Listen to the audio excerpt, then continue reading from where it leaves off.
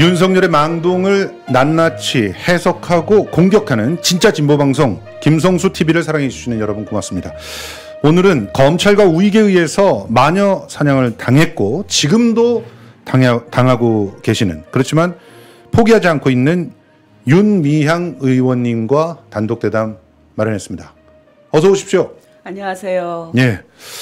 뭐 의원님 저희 인연이 굉장히 오래되죠, 사실. 네, 그러게요. 그때 저는 극단에서 이제 일종의 막내 작가로 그때 막내 작가는 아니었습니다. 운영위원 정도는 됐네요, 그래도. 그렇죠. 네, 그래서 이 위안부 피해자들을 다룬 그런 연극을 준비할 때 네. 갔었고, 그리고 그때는 사실은 일본군 위안부 문제를 가지고 연극을 한다라고 하면 지금도 문화예술인들이 힘들긴 하지만 네. 재정적인 문제가 굉장히 컸거든요. 그렇죠. 그래서 당시에 그런 연극 집단 단체들 또 예술가들이 저희에게는 굉장히 귀중하고 고마운 그런 존재였습니다. 네. 솔직히 말하면은 뭐 그때와 그 이후에 찾아갈 때마다 그 수요 집회나 또 네. 우리 위안부 피해자들에 대한 국가의 대우, 인식 이런 것들이 정말 눈에 띄게 달라졌기 때문에, 그렇죠. 그걸 몸소 경험한 저의 입장에서는 정의기억 연대를 공격하고 윤미향 의원을 공격하는 것은 이거는 몰역사적인 것이고 파렴치한 것이다라고 생각을 합니다. 그리고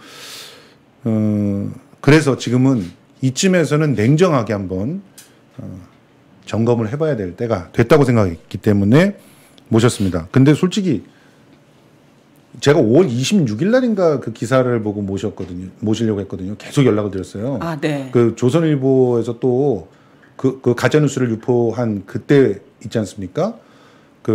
이따가도 얘기하겠지만 위안부 합의 전에 만났다는 네. 기록이 나왔다 뭐 이러면서 네. 막 몰아갔던. 네. 그때부터 연락을 드렸는데 이렇게 문자 확인에만 3일 이상 걸리셨어요. 뭐 우선 제가 방송에 출연한 것 자체가 또 다른 갈등을 낳지는 않을까? 이 문제는 일본군 위안부 문제를 해결하는 단체가 지금 현재 있고, 예. 또 그 일을 함께 해오고 있는, 어려운 가운데서도 해오고 있는 활동가들이 있고, 또 생존자가 존재하고. 그래서 제가 정치인이긴 하지만 지금 현재는 정치인은 자기의 입장, 자기의 목소리를 분명하게 국민들에게 전하고 그래야 되긴 하지만 예. 늘 일본군 위안부 문제 해결 운동이 어떤 상황일까라는 것을 먼저 고려하면서 해야 되는 입장에 서 있습니다. 그렇죠. 그래서 우리 대표님이 저한테 출연을 요청을 했을 때 약간 망설이기도 했고요. 예. 다른 한편으로는 사실은 문자들이 굉장히 많이 오기 때문에 우리 대표님의 문자를 뒤늦게 확인한 측면도 좀 있습니다. 그래서 죄송합니다. 자, 여러분 널리 지금 이 방송을 알려주시기를 부탁드립니다. 이 얘기부터 시작해 보려고 합니다. 어제도 재판정에 가셨다는 기사가 포털뉴스만 나왔어요. 네. 그러면서 이렇게 가는 모습을 일부러 뒤에서 이렇게 살짝 뒤에서 찍어가지고 마치 뭐 지각해서 막 이렇게 재판정에 들어가는 것처럼 그렇게 악의적으로 사진을 찍어서 올리는 기사들을 봤는데 무슨 일로 다녀오신 거죠, 어제? 어제 14차 공판 일이었어요. 그러니까 저는 그 사진을 못 봤네요. 예. 네, 못 봤는데 14차 공판이 공판까지 이제 쭉 그동안에 벌써 2년이 됐죠. 예. 네, 2년 전에 검찰이 기소를 했고 지금 14차 공판, 그리고 이제 또 앞으로 계속 15차, 16차 공판이 진행될 텐데요. 예. 이 14차 공판까지 진행하면서 아직도 이 재판이 언제 끝날까 하는 그런 아득함, 그런 게 좀 남아있긴 합니다. 아니, 잠깐만요. 지금 6월 10일 날 13차 공판하셨죠? 네, 그렇죠. 10일 날? 네, 그리고 20차. 20일. 그리고 15일 날은 다른 민사소송인가요? 그거 누구야? 뭐예요? 일본은 없다 표절한 여자 전유옥. 네. 전유옥하고의 소송 때문에 네. 또 15일 첫 공판을 가졌지 네. 않습니까? 그때는 이제 민사기 때문에 제가 네. 직접 출석하지 않아도 되는 거예요. 출석은 안 하셨구나. 네. 네. 난 그래서 10일 날, 15일 날, 20일 날 이렇게 막 닷새 네. 만에 한 번씩 찍으시는 줄 알고 변호사보다 더 많이 간다. 박지훈도 이렇게 많이 안 가거든요. 근데 뭐 지금 한 예. 2주에 한 번씩 공판이 진행되고 있고 이 본 형사 재판 그 외에도 이제 그동안 여러 가지 고소 고발이 있었기 때문에 와. 그 고소 고발에 대한 또 수사 조사에 임해야 되고 그런 일들이 지금까지 반복되어 왔죠. 그러니까 혹시 이 이야기를 들으시는 분들 중에 그럼 의정 활동은 안 하는 거나? 라고 물으실 수 있잖아요. 차근차근 얘기를 네. 하면 다 아실 겁니다. 네. 지금 제가 알기로는 홍문표 의원보다 더 네. 발의한 것들도 많고 통과시킨 것도 많은 걸로 알고 네. 있습니다. 열심히 하고 있습니다. 홍 의원님은 어떤 의정 활동을 하고 계시는지 모르겠어요. 예. 자, 일단 10일, 20일 열흘 만에 이렇게 공판 기일이 잡히는 것도 굉장히 이례적이지 않습니까? 그래서 사실은 우리 변호사님들이 굉장히 힘들어하고 계셔요. 그래서 너무 뭐 고마운 일인데 이 자리를 빌어서 이거 준비하지 말라는 얘기거든요, 사실. 한 달 정도씩은 주거든요, 보통은. 그럼에도 불구하고 예. 계속 지연되다 보니까 또 벌써 2년이 됐기 때문에 예. 1심이 아직 진행되는 상황이잖아요. 예.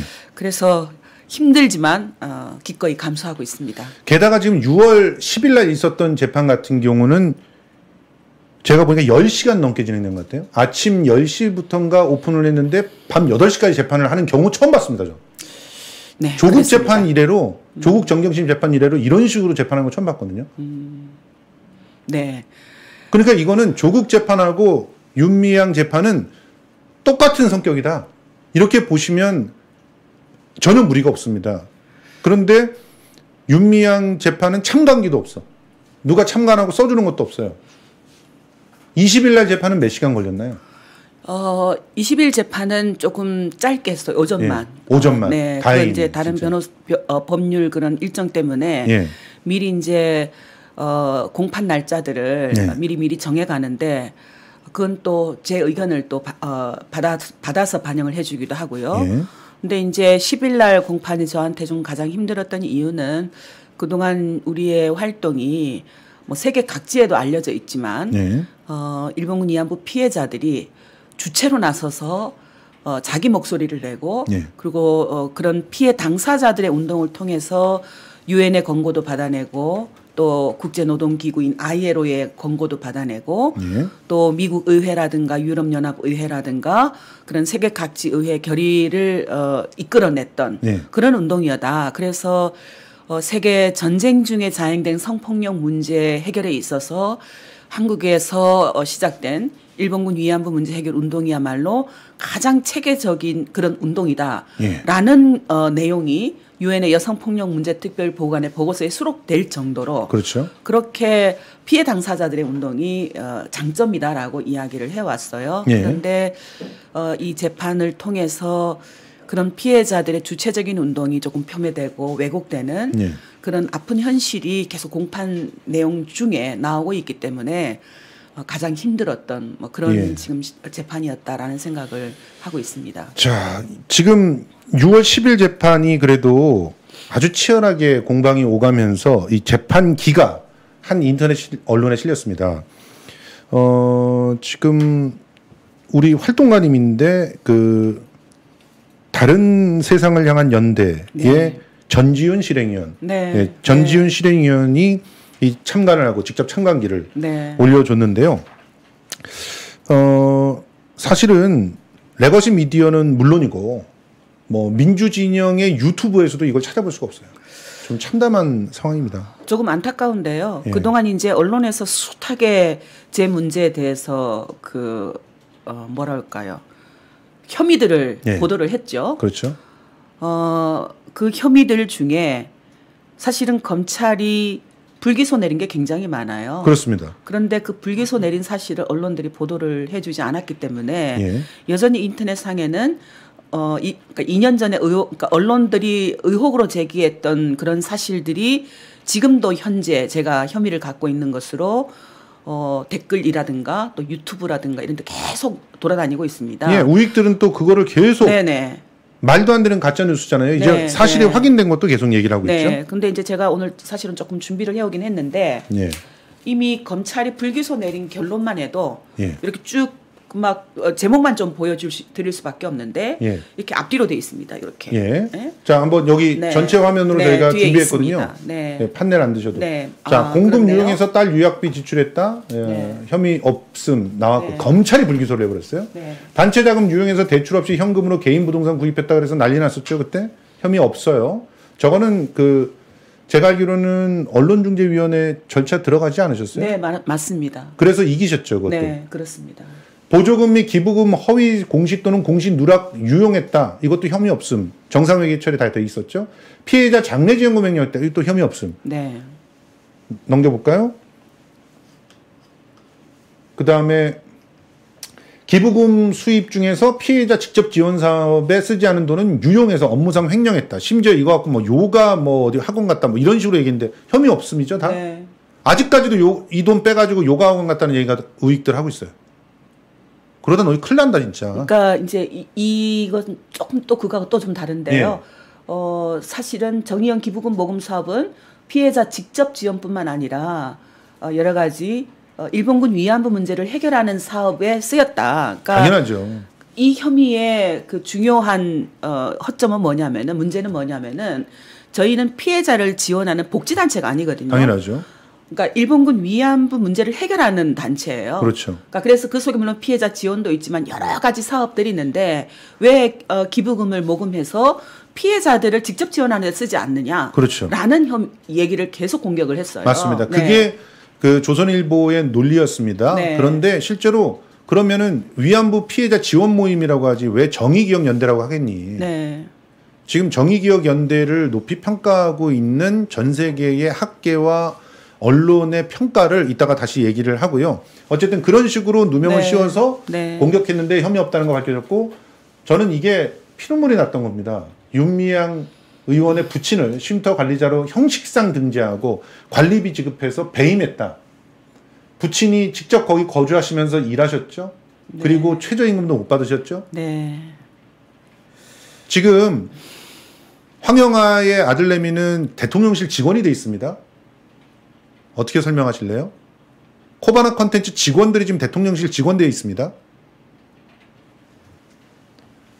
그 다음 주무관청의 기부금 및 보조금 수입 지출 내역을 거짓 보고했다고 했어요. 일부 누락은 있지만 공익법인법 적용해 보면 처벌할 수 없는 거다. 수입 지출 내역을 거짓 보고한 적이 있습니까? 없습니다. 그냥 누락된 거죠. 네. 제가 이건 왜 그 마음을 아냐면 제가 그 대학로에서 공연을 하고 극장 운영할 때 이 자식들이 영수증에 100원짜리 한 장 갖고 사람을 정말 치사하게 만듭니다. 이 100원 어디 갔냐고. 그렇죠. 그런 식으로 몰아가는 겁니다. 지금 그런 게 계속 진행되고 있습니다. 정대협, 정의연이 같은 사업으로 보조금, 중복 과다 지급받았다. 사업 내용이 다 달랐죠. 네, 그렇습니다. 그리고 배우자에게 일감 모르서 업무상 배임이 있었다. 근데 봤더니 배우자가 손해보고 일한 거예요. 인쇄업체 아는 사람은 그 단가 견적 보고 네. 이건 말이 안 되는 가격이라는 걸 다 인정했습니다. 네. 위안부 피해자에게 화해치유재단 위로금 1억 원 수령하지 말도록 강요했다. 협박했다 이런데 협박으로 인정될 증거 전혀 없었죠. 성관이 신고 예금에 기부금 포함이 돼 있었다. 근데 개인 예금과 배우자의 형사보험금이라는 것이 다 확인이 됐어요. 자금 출자가 오히려 확인됐습니다. 안성 쉼터 헐값 매각 이것도 진짜 말도 안 되는 얘기였습니다. 이거를 그 정부의 압박을 받아가지고 어쩔 수 없이 떠밀려서 파느라고 헐값 매각이 된 거였잖아요. 그 여러 가지 이제 사정이 있는데요. 그 당시는 시간이 좀 지난 것이기도 했지만 예. 매수자가 없어서 그렇죠. 빨리 처리는 해야 되고 또 그 당시에 현재 그 부동산 시가 이런 게 적용이 되어서 그렇게 좀 그러니까 매입할 때보다 싸게 저가에, 됐죠. 네, 싸게 매각이 됐는데 사실은 이때는 이제 제가 그만둔 다음이어서 그렇죠. 저와는 상관이 상관이 없는데 없는 언론에서 굉장히 크게 이 문제를 보도를 했었죠. 자, 안성 쉼터 불법 증축도 역시 공소권 없는 없음. 것으로 예. 됐고요. 그리고 뭐 그 외 여러 가지가 있지만 사실은 이제 좀 중요한 게 제가 지금 무소속으로 나오게 된 예. 이유 중에 하나인데요. 국민권익위가 제기했던 시어머니 부동산 명의신탁 의혹이 있었습니다. 예. 이것도 경찰 조사에서 무혐의 됐고요. 그리고 다른 하나는 이제 또 최근에 계속 되었던 건데 기론옥 할머니에 대한 자금 횡령, 학대, 강요, 노인복지법 위반으로 고발을 제가 당했는데 이것도 역시 무혐의로 불기소된 거 이거를 전해드립니다. 자, 그러면 이번 재판에서 다뤄진 게 준사기 혐의예요. 준사기 혐의. 이건 네. 혐의 있다고 검찰이 기소를 했어요. 네, 그렇죠? 그렇습니다. 근데 이 기소 내용이 한마디로 길원옥 할머니의 양자 부부가 이제 주로 주장을 하는 그런 내용이지 않습니까? 증인으로 나오셨죠. 네. 네. 그래서 치매 걸린 우리 그 양 어머니를 협박하고 꼬드기고 해가지고 그래서 이 어머니가 당연히 누려야 될 돈을 딴 데 기부하게 했으니까 이건 준사기다 이런 식으로 주장을 하는 거죠. 저는 지금 제가 그 하고 있는 재판에서 이것만은 꼭 제대로 원상 회복되었으면 좋겠다라고 하는 게 바로 우리 길원옥 할머니. 예. 제가 만난 제가 지금 59인데요. 예. 그동안 생에서 만난 여성들 중에서 참 감동적이다. 내 인생에 있어서 이분들의 삶은 반드시 내가 기억할 것이다. 예. 내게 죽으면 그날까지 하는 분이 몇 분이 계세요. 예. 근데 그분들 중에 우리 김복동 할머니는 뭐 여전히 아직도 제 심장에 발딱발딱 살아 있고요. 예. 우리 길원옥 할머니는 늘 제가 그러니까 1998년도에 할머니가 신고를 하세요. 예. 내가 피해자였다고. 그리고 2002년부터 적극적으로 운동에 나서시기 시작하는데 운동에 나서시면서 집이 인천이다 보니까 너무 멀기도 하고 또 우리가 운영하는 쉼터에 직접 입주해서 이들하고 같이 활동하는 게 좋겠다라고 판단을 하셔서 2004년부터는 아예 쉼터에 들어오십니다. 네. 그때부터 굉장히 적극적으로 운동을 하셨고 할머니들이 연세가 드시면 날이 좀 이렇게 흐려도 예. 몸이 아프잖아요. 예. 그럴 때가 수요일이 되면 우리는 할머니가 좀 집에서 쉬셨으면 좋겠어요. 예. 그럼에도 불구하고 내가 당사자인데 예. 내가 수요시 나가지 않으면 젊은 사람들은 나오겠느냐. 아이 자기들 문제 뭐 자기들한테 누가 해 이렇게 얘기하지 않겠냐고 굉장히 성실한 할머니셨어요. 무엇보다도 맞습니다. 우리 길원옥 할머니는 가슴속에 뜨거운 사명을 갖고 계셨어요. 뭐라고 표현하시냐면은 13살에 일본군 위안부로 끌려가시거든요. 그런데 18살에 해방이 되어서 나오시는데 이렇게 표현하셨어요. 내가 그때 전쟁터에서 살아난 이유가 교회를 다니셨는데 하나님이 이 일을 알리라고 나를 살리셨던 것 같다. 그게 내 사명인 것 같다라고 말씀하셔서 유럽연합 의회 결의 채택을 할 때도 직접 유럽을 순회하셨고요. 그리고 미국에도 가셨고 반기문 사무총장께서 유엔의 사무총장 하실 때 직접 뉴욕에 가셔서 2015 한일 합의는 우리가 원하던 것이 아니었다라는 이야기를 하실 정도로 그렇게 이야기를 하셨어요. 그래서 누구보다도 그 주체적인 그런 활동가셨습니다. 그래서 제 생각에는 이 재판을 통해서 그 길원옥 할머니가 가능하면 본인의 그런 운동을 하셨던 것이 원상 회복되는 그래서 정말 존경받는 우리들의 할머니로 인권 운동가로 평화 운동가로 다시 자리매김되셨으면 좋겠다. 그런 생각을 하게 됩니다. 맞습니다. 지금 네. 재판 과정 중에서 오히려 명백하게 그 양자 부부의 그런 어떤 면에서는 왜곡된 증언에도 오히려 명백하게 확인된 거는 두 가지가 있는 거죠. 하나가 일본의 사과를 요구하면서 평화 인권 위한 운동을 하는데 너무 행복하셨다. 이거 사명감을 갖고 하셨다는 거잖아요. 네, 그렇습니다. 이게 재판 과정에서 확인됐어요. 끌려다니거나 노인을 학대하거나 그런 게 아니다. 본인이 가고 싶어 하셨던 거다. 저는 수요 집회 때 그 가장 많이 나오신 할머니 중에 한 분인데 그렇습니다. 제가 취재하러 갈 때마다 길원옥 할머니는 계셨거든요. 아마 그러셨을 거예요. 굉장히 따뜻하게 맞아주시고. 네, 가슴이 따뜻해서 김복동 할머니는 우리에게 좀 머리를 독특한 분인데. 머리를 깨닫게 해주셨다면 우리 길원옥 할머니는 가슴을 심장을 뜨겁게 해서 네. 아 그렇게 살아야지라고 만들어 주셨던 분이십니다. 이분 저 앨범도 내시지 않았습니까? 그래요. 길어놓의 평화라는 예. 네, 그 앨범을 발매하셨고 이걸 강요해서 했다고요? 네, 2017년 8월 14일 그 세계 일본군 위안부 기림일 때 청계광장에서 콘서트도 하셨고요. 맞습니다. 그리고 제가 아직도 사실은 생생하게 기억하는데 2019년에 유엔의 과거사 특별보고관이라고 있어요. 네. 좀 이름이 긴데 유엔의 진실정의 배상 재발 방지에 관한 특별보고관. 그분이 쉼터를 방문을 하셨어요. 네. 근데 그 자리에서 그 보고관께 본인이 아팠던 이야기도 끌어내시면서 유엔 이 문제 관심 가져야 된다. 네. 그리고 그 앞에서 노래를 여러 네. 곡을 부르셨어요. 내가 근데 가수다라고 하시면서. 그 노래가 너무 감동적이잖아요. 네. 그래서 그때 유엔의 보고관이 우리 어머니로 모시겠다 앞으로. 내가 네. 평생 잊지 않겠다라고 하셨던 그때 그 기억이 아직도 생생합니다. 그런데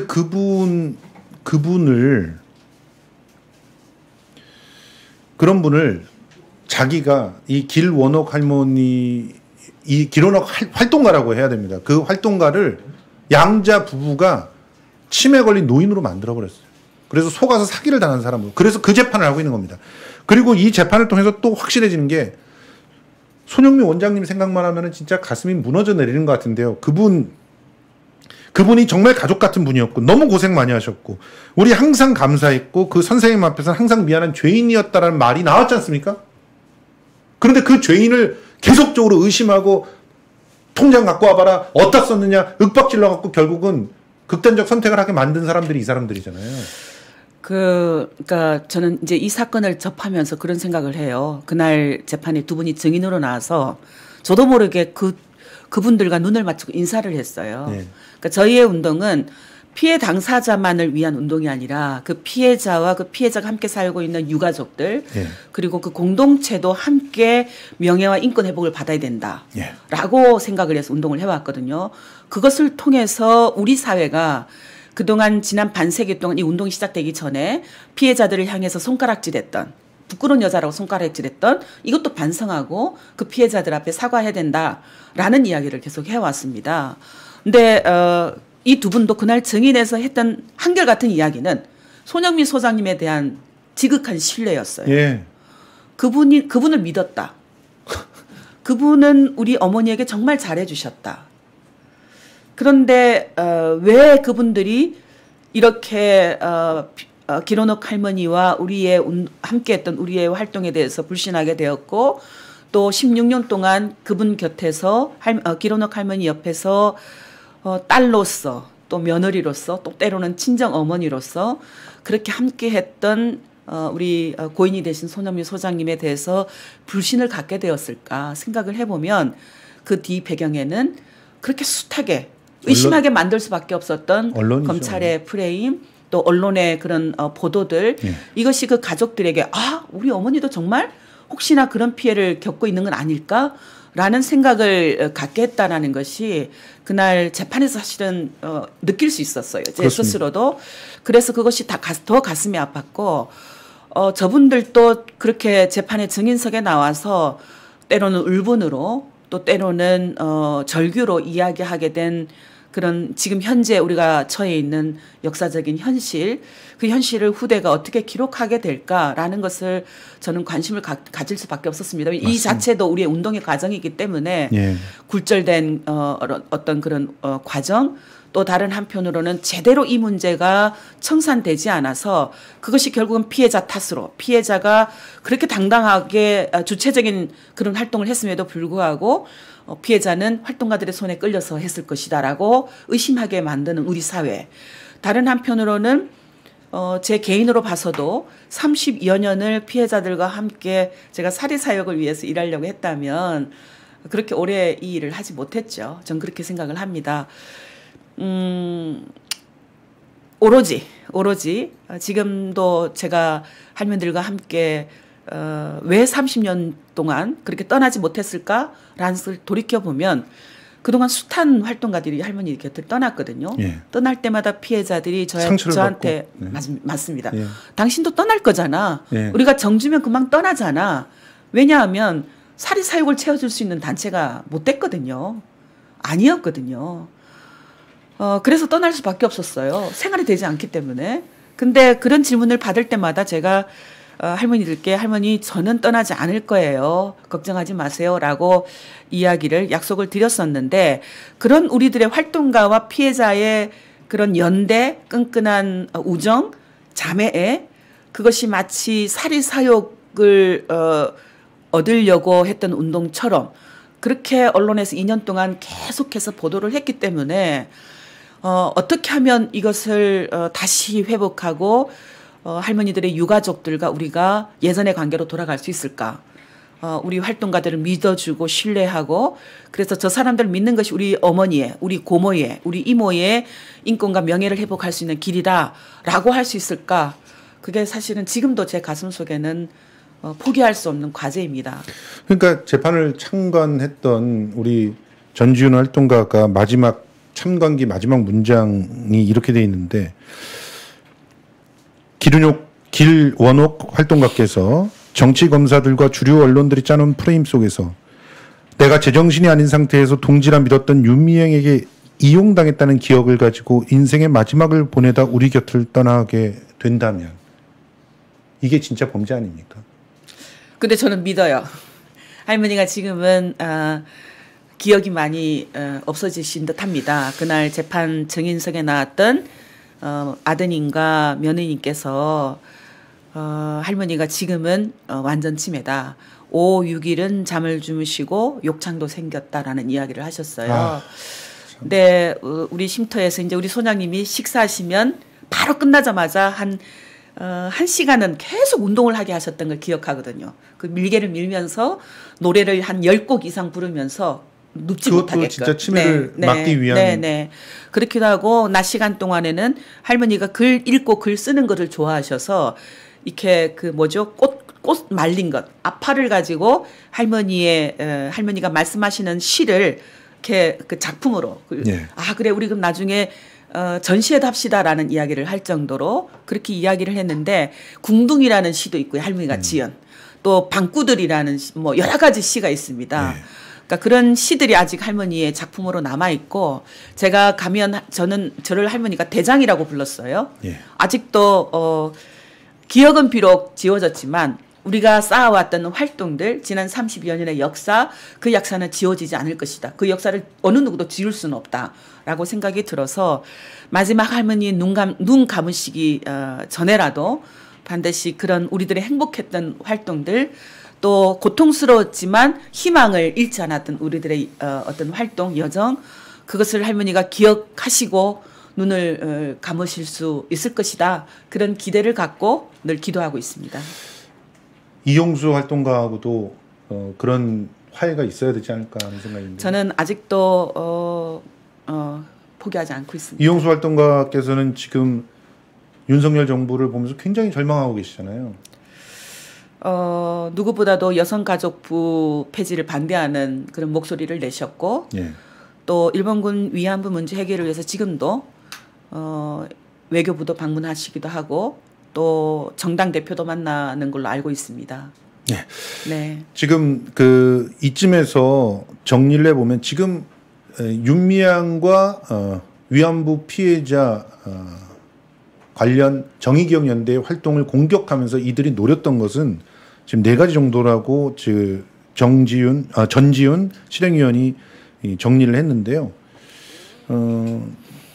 윤미향 의원과 정의원 활동가들을 모독하면서 위안부 피해자들과 연대해온 수십 년간의 활동을 할머니를 이용해서 학대하고 사욕을 챙기면서 비리 저질러 온 것을 만들었다.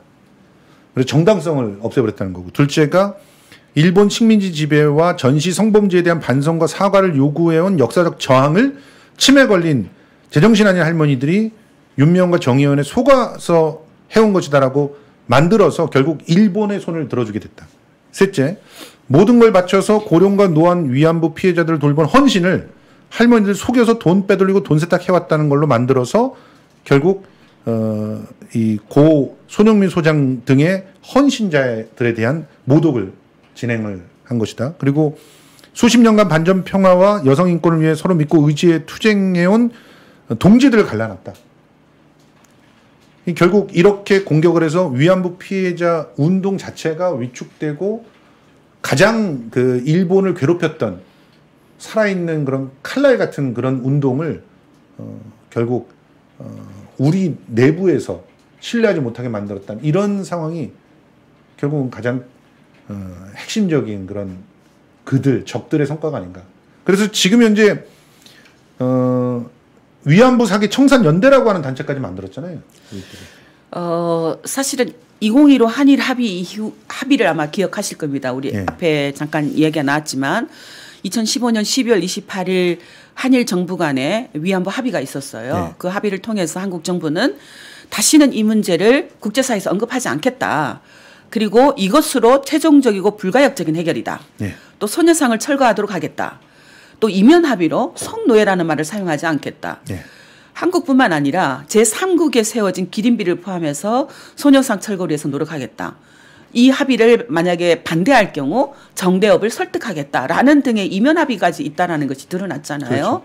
그렇죠. 그 한일 합의에 대해서 저희 정대협 정의원과 한국의 시민사회들 전국 각지에서 굉장히 분노하고 어떻게 이런 굴욕적인 한일 합의를 할 수 있겠느냐라고 저항하기 시작했어요. 그때부터 약간 이상한 모양이 벌어지기 시작합니다. 어버이 연합이 일본 대사관 앞에 와서 정대협을 공격하는 데모를 시작하고요. 시위 방해를 하고 있는 거죠. 네, 그 공격의 내용이 이제 뭐 정대협은 종북주의다. 또 다른 목적을 위해서 이 운동을 해왔다. 이미 그때부터 약간 활동가들을 공격하는 그런 집회가 만들어지기 시작했어요. 그리고 저희 정대협과 마포에 세워진 가보셨을 텐데 전쟁과 여성인권 박물관이 있습니다. 거기에 아이들이 많이 오잖아요. 근데 그 앞에서 보수단체가 그러니까 엄마부대 봉사대 주옥순 대표를 비롯해서 그 보수단체가 와서 피켓팅 데모를 해요. 가장 제가 가슴 아팠던 구호는 뭐냐면은 어르신들 이제 일본을 용서하자. 라는 이야기였어요. 그러니까 그 이야기를 어떻게 피해자들에게 용서를 강요할 수 있을까라는 생각을 했는데 이건 2차 가해 아닙니까?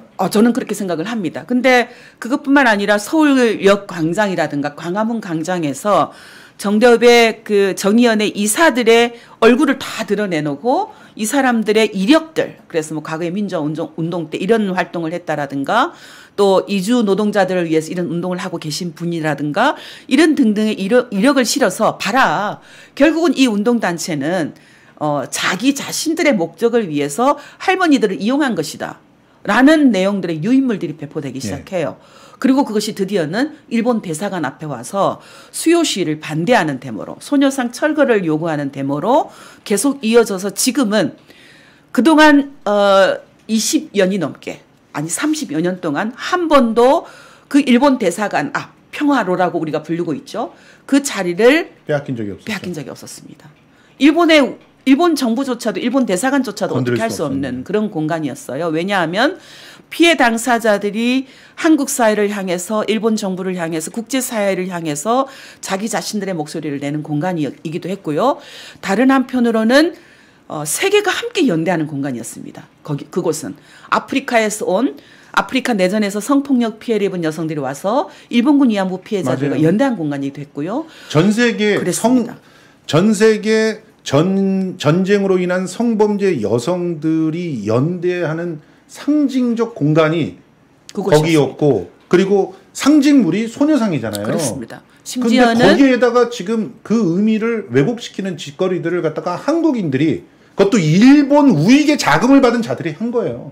그래서 좀 가슴이 아파서 조금 이 혹시 TV를 보시는 시민들에게도 부탁을 하고 싶은 것은 저는 그곳을 다시 평화로로 만들 수 있는 방법은 역시 사람밖에 없다. 그렇죠. 예, 지금은 숫자가 예전에 비해서 굉장히 줄어들었고 그리고 수요일 날 목소리도 과거보다 좀 줄어든 게 사실입니다. 그건 저도 책임감을 느끼고 있습니다. 좀 더 철저하게 활동을 했더라면 이런 일이 없었을 텐데 하는 부끄러움 갖고 있고요.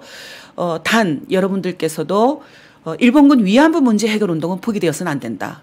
과거 역사의 정의로운 해결은 과거 사회에 대한 올바른 청산을 통해서 또 피해자의 명예와 인권 회복을 통해서 이루어질 수 있다라는 것, 그날까지는 피해자들의 목소리가 되었으면 좋겠다라는 부탁을 좀 드리고 싶어요. 맞습니다. 수요일 12시에는 예. 점심시간이니까 평화로에 함께 가서 일본군 위안부 피해자들과 또 소녀상과 함께 연대했으면 좋겠다라는 부탁의 말씀도 전하고 싶습니다. 건강조건님 감사합니다.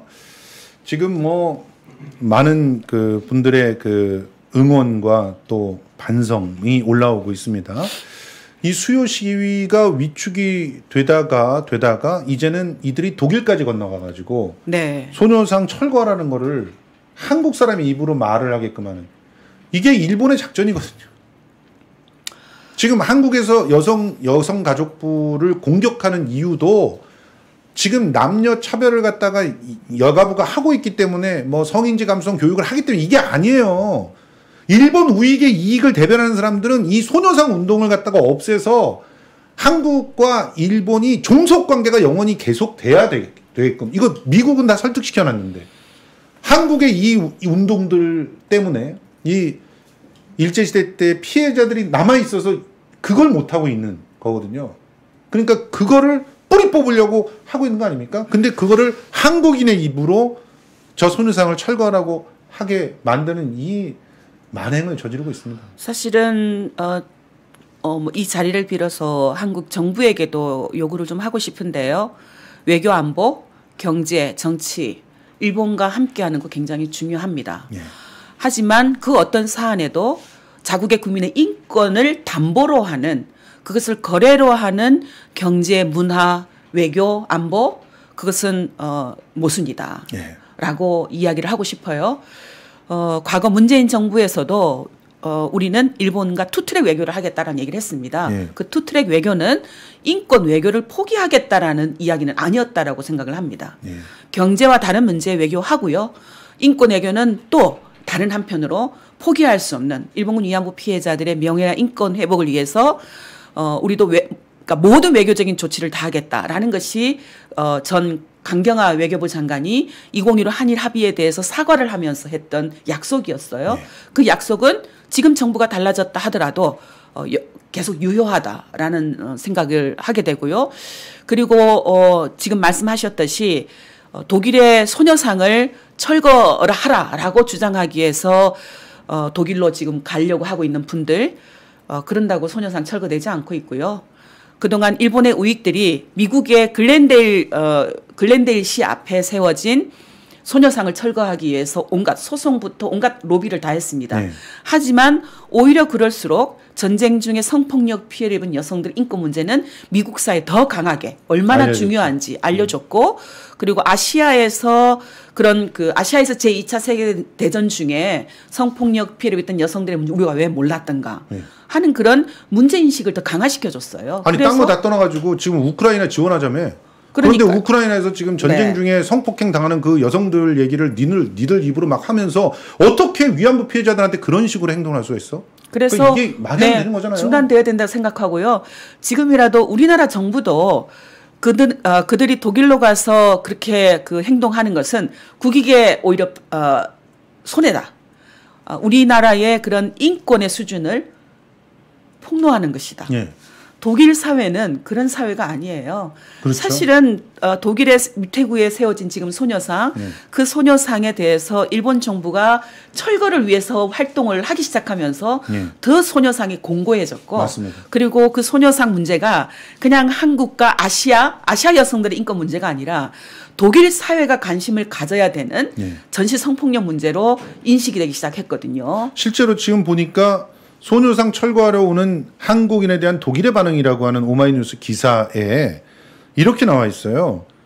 라이프치히 대학의 그 교수들이, 그것도 일본학과 교수들이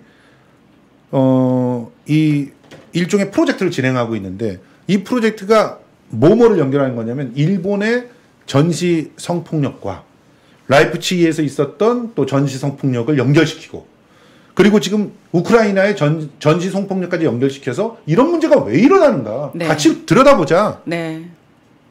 굉장히 이러면 오히려 일본이 반응해 줌으로 인해서 우리의 문제가 전시에 일어날 수 있는 여성들에 대한 또 약자들에 대한 강력한 범죄 중에 하나라는 것을 다시 한번 인정시켜 주는 거 아닙니까?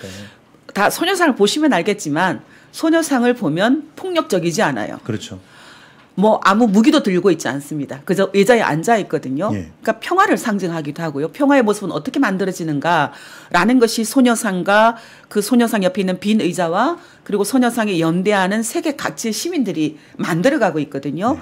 그래서 지금이라도 오히려 소녀상이 갖고 있는 그 평화의 의미 그것을 조금 더 많은 사람들이 알 수 있도록 알리는 역할들 그게 좀 이루어졌으면 좋겠고 그리고 독일의 소녀상이 세워진 것을 통해서 독일 사회에서는 이 문제를 어떻게 인식하고 있는가라는 것을 다시 한번 한국 사회가 끌어안았으면 좋겠다. 아니 이거 독일 법으로 잡아놓지 못하나요? 이것도 헤이트 스피치 아닙니까?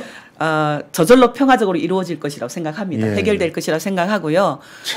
뿐만 아니고 오히려 이런 사안이 한국의 이런 역사 청산이 안 된 것이 피해자들에게 어떻게 제2차, 제3차 가해가 되고 있는가라는 것을 알려주는 계기가 되고 저는 국회의원이기도 하지만 이 문제를 한국의 국회가 떠안아서 우리가 제대로 이런 역사를 해결하기 위해서 역사 속에서 과거사 속에서 인권 침해를 당한 피해자들을 어떻게 대우해야 되는가 2차, 3차 가해가 일어나지 않기 위해서는 어떤 법이 만들어져야 되는가라는 것을 적극적으로 고민하고 법안이 만들어지고 또 외교부와 여성가족부는 그것을 더 충실하게 이행해내는 그런 역할들이 이번 계기를 통해서 이루어졌으면 좋겠다라는 네, 그런 염원을 가져봅니다. 그러니까 지금 이런 활동을 계속 하고 계시니까 일본 간첩들이 얼마나 싫어하겠어요. 지금 그 윤미향을 국회에서 쫓아내야 된다라고 얘기하는 사람들 그자들은 사실은 뒤를 캐봐야 되는 그런 상황이라고 저는 봅니다. 그런데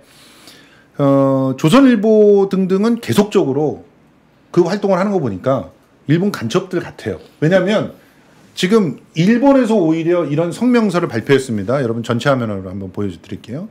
제가 사실은 윤미향 의원을 인터뷰를 해야 되겠다, 대담을 해야 되겠다라고 생각했던 게 바로 이 상황 때문이었는데 그 일본 그 위안부 합의 전에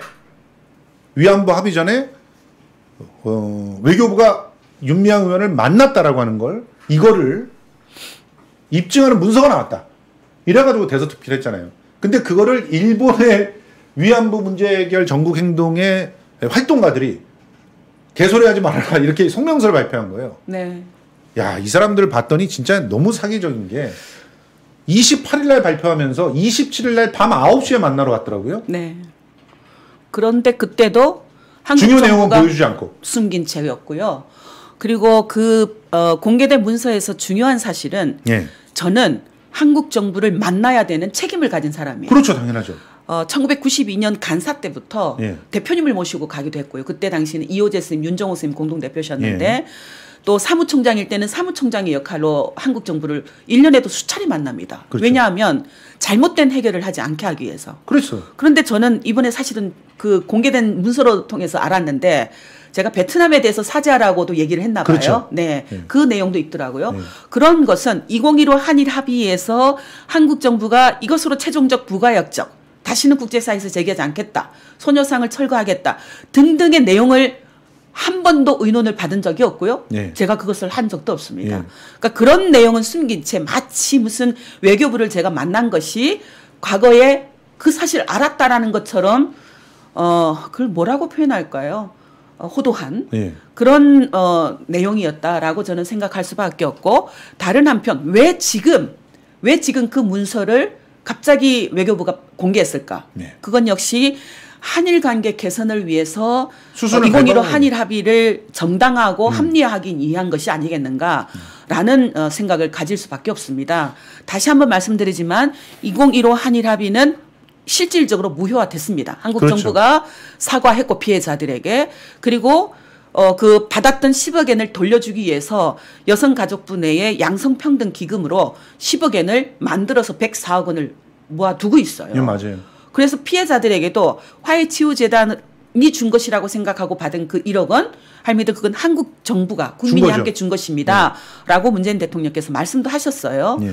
그러니까 2015 한일 합의는 굴욕적인 한일 합의였다라는 것을 명백합니다. 지금 다시 한국 정부가 한국 외교부가 해야 될 일은 그동안 유엔과 국제사회가 권고해 왔던 것 피해자들이 요구해 왔던 것처럼 역사의 사실을 인정하는 것. 예. 그거에 기반해서 공식 사죄하고 법적 배상하는 것, 역사 교과서에 기록하는 것, 그리고 책임자를 처벌하고 재발 방지를 위해서 추모와 사료관을 건립해서 제대로 활동하는 것. 그것이 일본 정부가 해야 되는 것이고 한국 정부는 그걸 요구해야 된다. 근데 기시다는 가서 일본 그 위안부 합의부터 정상화 시켜놓고 와라 이렇게 명령을 내렸어요. 그래서 그리고 그 명령 받고 와서 한다는 짓이 문서 공개 가지고 윤미향 의원 공격하는 거였어요. 이 정부가 맞습니다. 한국 정부입니까 이게? 맞습니다. 피해자와 가해자 위치가 바뀌어 놓은 것 그걸 다시 돌려야죠.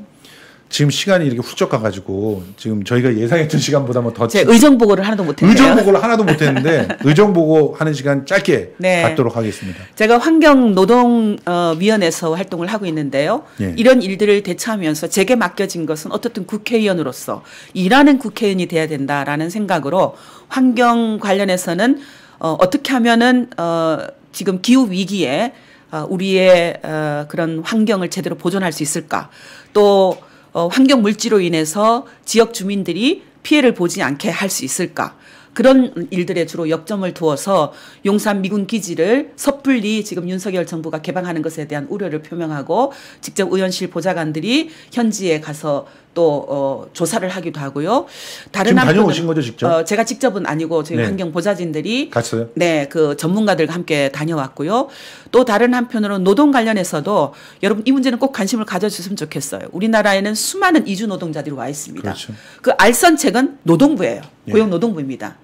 그러니까 직업을 알선하는 그런 역할을 가진 고용노동부가 무엇보다도 그런 노동자들이 이주 노동자들이 한국에 왔을 때 안전한 그런 노동 현장 그리고 근로기준법이 지켜질 수 있는 그런 노동 조건들이 만들어져야 되잖아요. 근데 그게 되지 않는 상태에서 어느 노동자는 얼어서 그 꽁꽁 맞아요. 얼어붙은 곳에서 돌아가시기도 하고 또 다른 한편 그 더운 비닐하우스에서 휴게 시간도 갖지 않은 노동을 해야 되고 그런 부당한 노동을 당하면서도 사업장을 변경할 수 없는 그런 현실들 굉장히 아픈 부끄러운 그런 현장들이 많습니다. 또 무엇보다도 택배 노동자들이라든가 그리고 노동자들. 콜센터 노동자들이라든가 플랫폼 노동자들 이런 노동자들의 처우가 개선될 수 있도록 그렇게 힘써서 일하고 있는데 참 달라지는 게 쉽지 않습니다. 그러니까 법안 발의도 많이 하셨고 열심히 현장에 나가서 네. 직접 발로 뛰고 계신데 그래서 상도 받으셨더라고요. 네, 상이라기보다 좀 부끄럽긴 한데요. 감사패를 받았고 또 예. 앞으로 받을 예정인데 국립공원 지키기 시민 모임에서 감사패를 곧 수여하고 또 한국노총에서도 그동안 그 노동자들을 위해서 열심히 활동해 준 것에 대한 감사한 마음을 또 전달을 하시기도 하고 그 외에도 또 환경 문제에 적극적으로 또 노동 문제에 적극적으로 관심 가져줘서 고맙다라는 마음을 감사패로 또 전달을 받고 있습니다. 그런 거 받을 때마다 사실 좀 부끄러운데요. 저는 여전히 상에 좀 부끄러움이 있어서 더 열심히 일하라는 그런 채찍질로 여기고 일을 하려고 합니다. 여러분 윤미향 의원이 지금 살아온 길을 짓밟아서 이득을 얻고 있는 사람들이 있습니다. 누가 이득을 얻었을까요? 그리고 그들이 지금 진짜 원하고 있는 게 뭘까요? 그들이 여가부를 폐지한다는 게 실제로 남자들을 위해서 여가부를 폐지한다고 하는 걸까요? 20대 남자들을 위해서? 여성가족부가 하고 있는 일들을 보면은 실제로는 가족, 인권, 다문화를 위한 일들이 훨씬 많습니다. 네.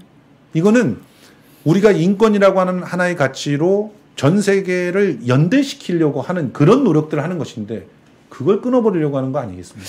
그리고 그 정대엽 정의연은요 여성가족부에 등록된 법인이 아니에요. 지금 말씀드리지만 정대엽은 외교부에 등록된 법인이고요.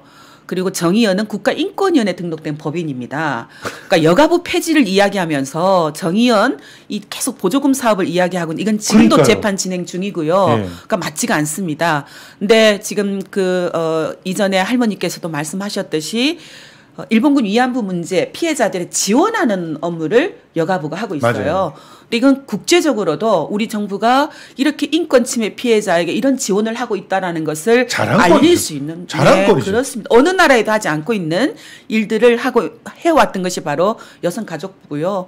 그리고 성폭력 피해자들을 지원하고 또 앞으로 우리 사회가 그런 성폭력 피해를 줄일 수 있는 방지할 수 있는 그런 정책들 또 이주 여성 노동자들 또 이주 여성들 그렇게 여성 약자들을 위해서 활동하고 있는 일하고 있는 그런 업무이기도 합니다. 무엇보다도 이것은 여성 남성을 떠나서 우리 사회가 남성이라 할지라도 성평등 사회를 나아갈 수 있는 그런 어떤 지표를 평가할 수 있는 그런 일이라고 생각이 들거든요. 그래서 윤석열 정부가 성평등 정부다라는 것을 국제사회에 알리기 위해서는 여성가족부가 좀 더 적극적으로 그런 성평등을 위해서 일할 수 있는 그런 부처로 만들어 주시는 게 맞지 않을까라는 생각이 듭니다. 아니 솔직히 여성이란 이름 빼고 뭐 그런 건 상관없어요. 솔직히. 근데 이 하고 있는 일들을 없애려고 하는 그런 시도는 하지 말아야 되지 않나 이런 생각이 듭니다.